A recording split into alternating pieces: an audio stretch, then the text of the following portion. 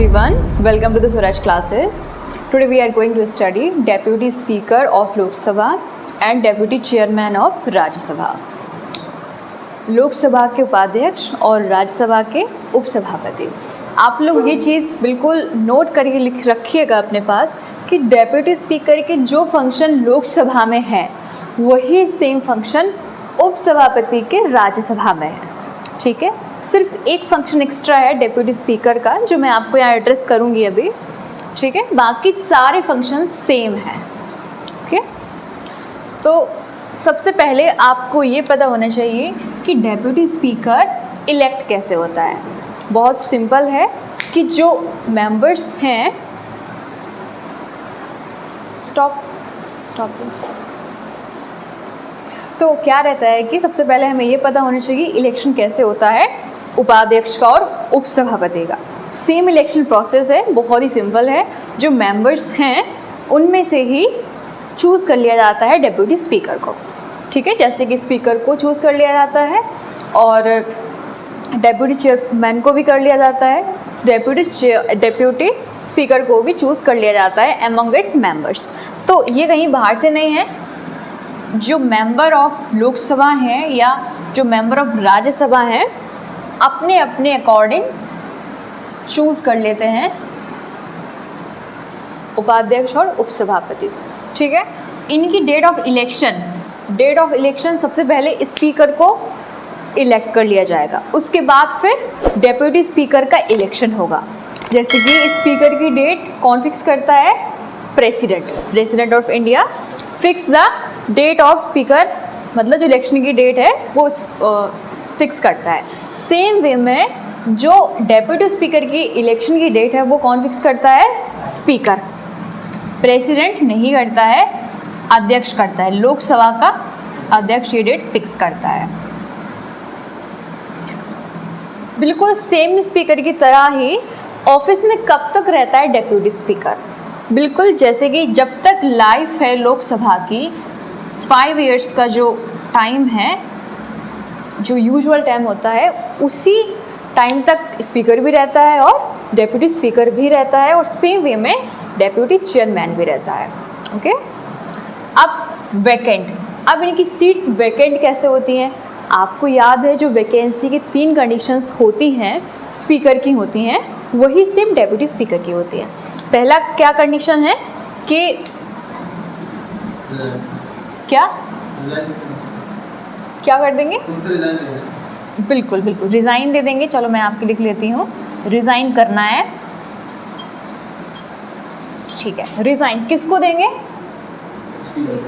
बहुत अच्छे, स्पीकर को देंगे। स्पीकर किसको देता है रेजिग्नेशन लेटर? डेप्यूटी स्पीकर को। ठीक है, अध्यक्ष उपाध्यक्ष को देता है और उपाध्यक्ष अध्यक्ष को देता है। ठीक है, अब फिर है अगर इनकी लोकसभा की मेंबरशिप जो है उसका अंत हो जाता है और यहाँ पे राज्यसभा की मेंबरशिप का अंत हो जाता है। सेम वे में बस आपको सिमिलर करना है, मैच द फॉलोइंग टाइप का।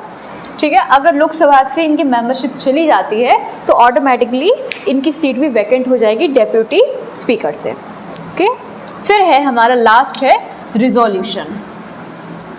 रिजोल्यूशन यानी कि संकल्प। सेम वे में स्पीकर का होता है रिजोल्यूशन पास। जैसे कि 14 डेज़ का एडवांस नोटिस देते हैं। फिर उसके बाद जो स्पेशल मेजॉरिटी होती है देन मेंबर्स की, मेजॉरिटी ऑफ लोकसभा, यानी कि जो देन मेंबर्स उस टाइम पे तत्कालिक जो मेंबर्स हैं उनकी मेजॉरिटी। ठीक है, लोकसभा में की मेजॉरिटी चाहिए है तभी ये रिजोल्यूशन पास होगा। Majority of then members Lok Sabha में पास हो जाएगा और फिर डेप्यूटी स्पीकर को रिमूव कर दिया जाएगा। सिर्फ 3 कंडीशंस हैं, ये आपकी सभी में सेम है। इसमें भी सेम है, इसमें भी सेम है और स्पीकर में भी सेम है। ठीक है, फिर हम बात करते हैं जब स्पीकर, जैसे कि नॉर्मली क्या होता है कि स्पीकर हमारा प्रिसाइडिंग ऑफिसर है लोकसभा का, तो जब स्पीकर अध्यक्षता करता है लोकसभा की तो उस टाइम पर डेप्यूटी स्पीकर क्या करता है? बिल्कुल एक नॉर्मल मेंबर ऑफ पार्लियामेंट की तरह, मेंबर ऑफ लोकसभा की तरह अब कुछ भी वो बोल सकता है, राइट टू स्पीक। उसके बाद फिर क्या है कि पार्टिसिपेट कर सकता है प्रोसीडिंग्स में और वोट भी कर सकता है। ठीक है, ये उसके तीन राइट्स हैं जो कॉमन राइट्स सभी मेंबर्स के होते हैं लोकसभा में, वही डेप्यूटी स्पीकर के हैं। ठीक है, तो मैंने क्या बताया आपको, फर्स्ट स्पीक, सेकंड बताया है take part in proceedings, third बताया है वोट इन फर्स्ट इंस्टेंस, पहली बार में जो वोट दिया जाता है सेम वही वोट है। लेकिन मैंने ये जनरल कंडीशन बताई है, अब कुछ स्पेशल कंडीशन ये है जब डेप्यूटी स्पीकर स्पीकर की तरह वर्क करता है। कौन सी कंडीशन में करता है?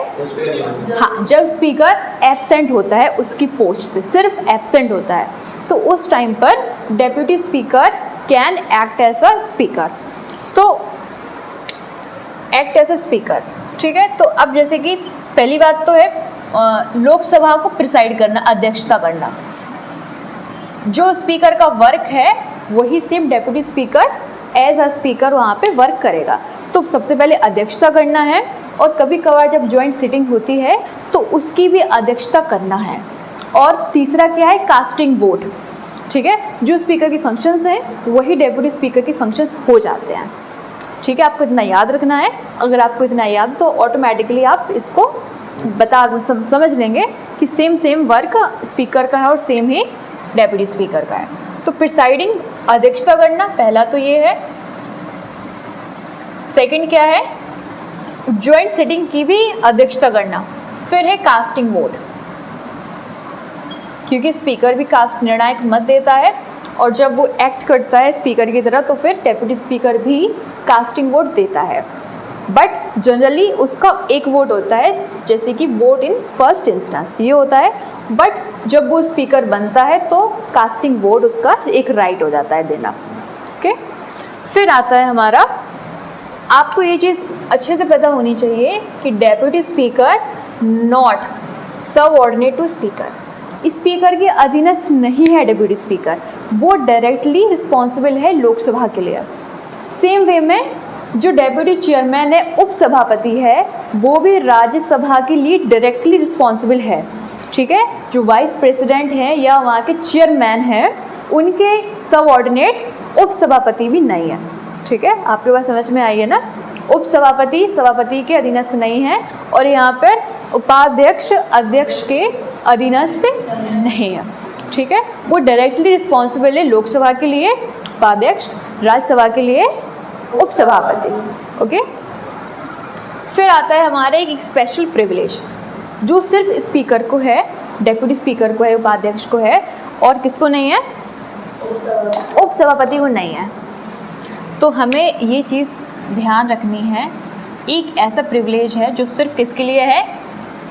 डेप्यूटी स्पीकर के लिए है, नॉट फॉर डेप्यूटी चेयरमैन। मैं लिख देती हूँ हिंदी में, उपसभापति। क्या है? जब भी डेप्यूटी स्पीकर को, जब भी किसी भी पार्लियामेंट्री कमिटीज, आप समझते हैं संसदीय समितियां होती हैं जो, उनमें जब पार्लियामेंट्री कमेटी बनाई गई और मेंबर नॉमिनेट कर दिया गया, ठीक है, मेंबर को नॉमिनेट कर दिया गया है, किसको? डेप्यूटी स्पीकर को, तो ऑटोमेटिकली वो उस कमेटी का चेयरमैन हो जाएगा। सिर्फ ऐसा उपाध्यक्ष के साथ है। जब पार्लियामेंट्री कमेटी बनाई गई, संसदीय समिति,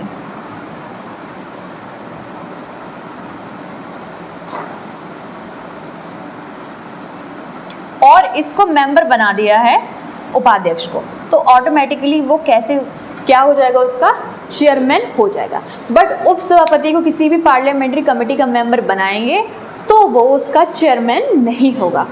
ठीक है, ऑटोमेटिकली नहीं होगा।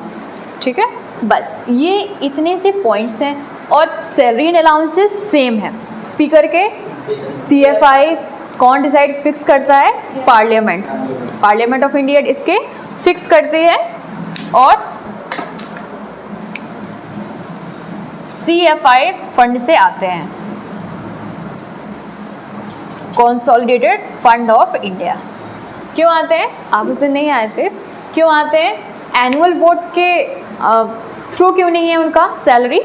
इसीलिए क्योंकि हर साल बजट पास होता है, ठीक है।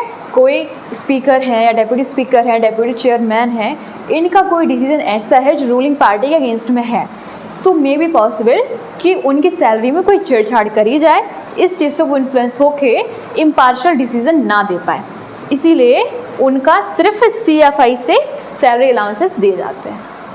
ठीक है, ये क्लियर है? ठीक, कोई क्वेश्चन है, कोई डाउट, क्वेरी पूछ लें आप लोग। Okay, thank you.